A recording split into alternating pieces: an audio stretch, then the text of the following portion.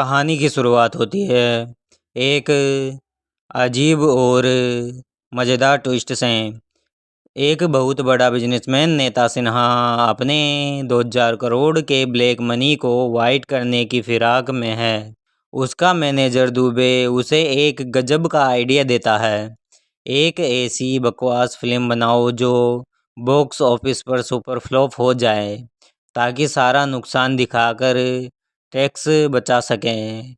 इस महाफ्लॉप मिशन के लिए वो बॉलीवुड से सबसे फ्लॉप डायरेक्टर डुओ देव और दास को चुनता है। अब बजट असीमित है तो कास्टिंग भी अतरंगी होगी। राजीव यानी अक्षय कुमार एक ऐसे एक्टर जिसका करियर डूब चुका है और वो भोजपुरी फिल्में तक में काम करने को तैयार हैं।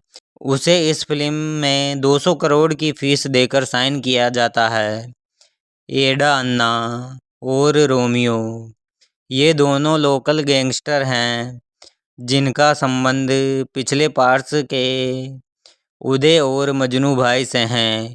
ये सिन्हा से अपने पैसे वसूलने आते हैं, लेकिन दुबे के चक्कर में आकर खुद को फिल्म के हीरो समझने लगते हैं। राजीव की एक्स गर्लफ्रेंड नादिया, सिन्हा की नासमझ बेटी जेनी और यूनिट को ट्रेन करने के लिए आती है कंडक्ट ट्रेनर तेजा।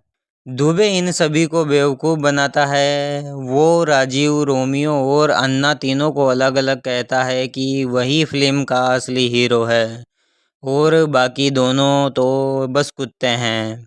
इसी गलतफहमी में इनका आर्मी बेस्ड फिल्म का शूट शुरू होता है।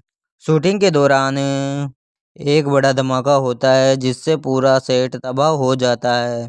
इसी बीच सिन्हा पर इनकम टैक्स की रेड पड़ जाती है और वो कंगाल होने की कगार पर आ जाता है। अब सिन्हा का इरादा बदल जाता है। उसे फ्लॉप नहीं बल्कि एक दिन में फिल्म पूरी करके सुपरहिट बनानी है ताकि पैसे कमा सके। पूरी यूनिट को एक दूरदराज के असली जंगल में भेज दिया जाता है।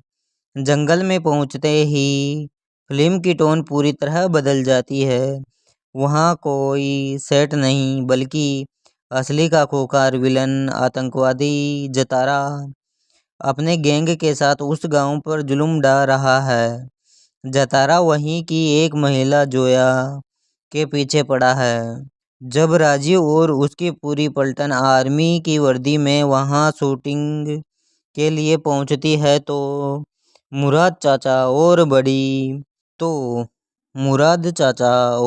बड़ी भी समेत पूरे गांव वाले उन्हें असली इंडियन आर्मी समझ लेते हैं।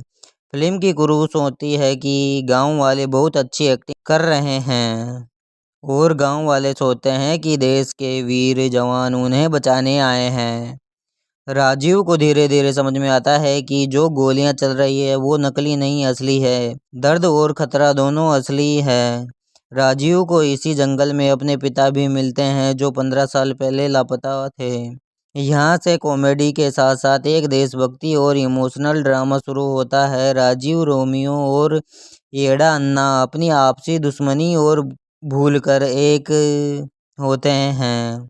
जो कैरेक्टर्स अब तक सिर्फ पैसों के भूखे और बेवकूफ़ लग रहे थे, वो गांव वालों की जान बचाने के लिए असली हीरो बन जाते हैं।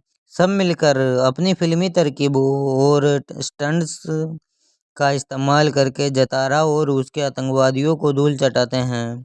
आखिरी में विलन का खात्मा होता है। राजीव को उसका प्यार और परिवार वापस मिलता है और यह फेक आर्मी असलियत में गांव के लिए मसीहा साबित होती है।